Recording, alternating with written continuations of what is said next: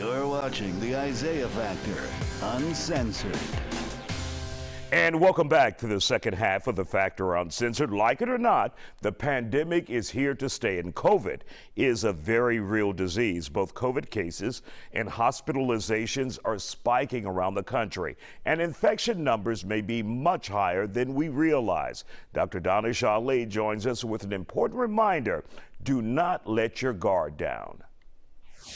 Dr. Ali, it doesn't matter where I look around me or the people I know, friends, family members. A lot of people are turning up positive for COVID right now, but we don't see it reflected in the national news. And is this something you're seeing? And if so, why don't we see these numbers reflected nationwide? That's correct, Isaiah. Well, what we've started to notice is that these numbers are increasing, especially in the last 24 to 48 hours.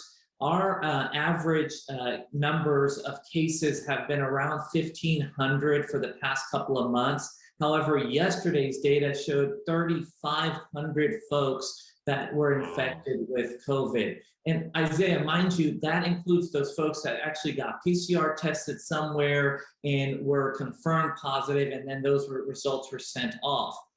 There are so many of those folks, so many patients, so many people who may have COVID. They got their rapid test done from home or from their pharmacies, and now their isolation and those cases are not reflected in that. So I do anticipate, and I agree with you, that we have seen an increase significantly within the last 48 hours in the number of cases that we're seeing in Harris County.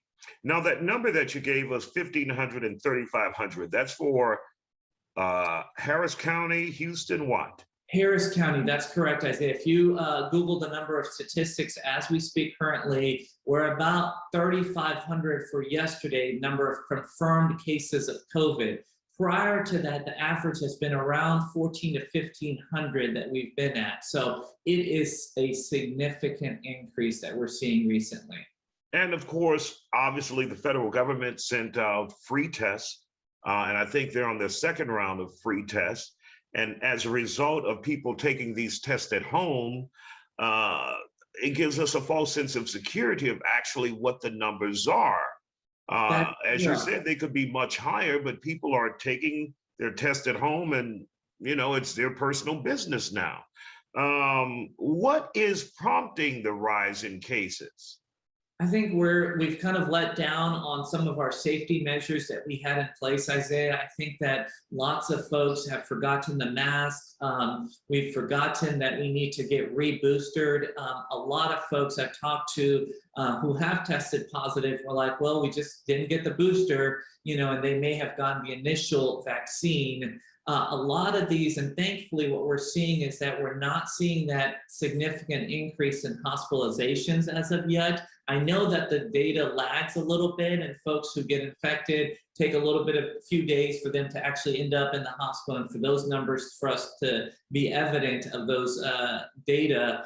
But having said that, though folks are vaccinated and some of them are boosted, their symptoms are mild, and some of them are even asymptomatic.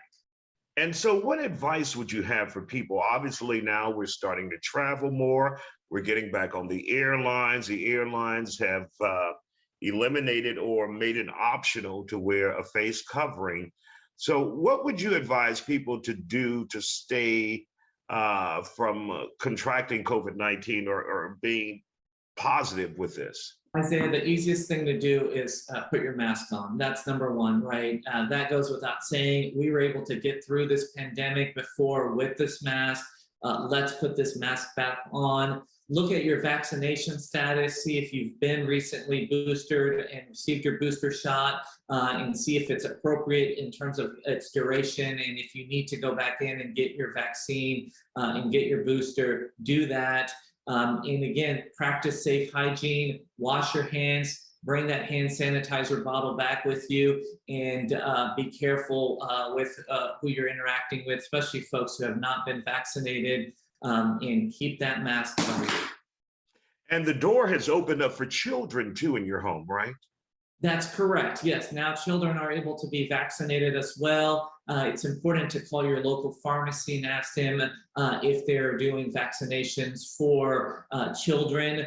I know that Texas Children's is doing it, and a lot of the local pharmacies are also providing those vaccines. And so very important to call your pharmacy, make your appointment, and either get your first shot if you haven't, if you're a child, or get boosted if you are in that window now.